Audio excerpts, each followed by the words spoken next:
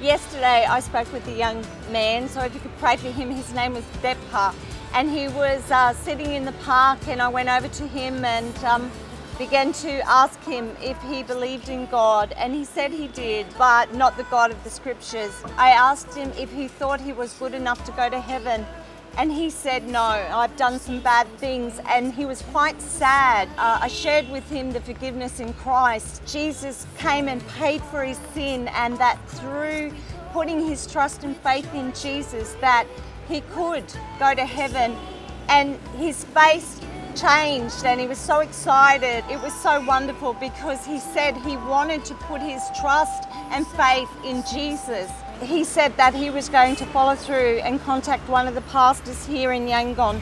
For the cause of Christ we go, with joy to reap, with faith to sow, as many see and many put their trust in the Son.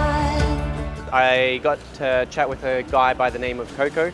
He was an English speaker from Myanmar. I was just asking him about what he thinks about life, and he said that he was a Buddhist. He told me that he thought that there was a lot of similarities between Christianity and Buddhism.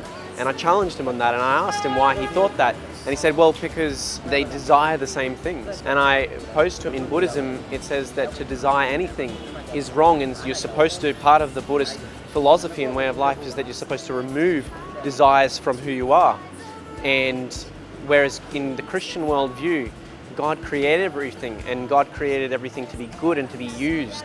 And so to desire things like marriage, or to desire things like helping a person, or to caring for someone, these are good things that God has given us to desire. And from there I was able to move on towards the gospel and to explaining him the nature of sin, which brings the problem of suffering and evil. He was agreeing with a lot of what I was saying, but at the same time he wasn't really being moved. Sometimes the conversations go like this, but I do pray for Coco and just ask that he would really consider the message that we spoke to him today.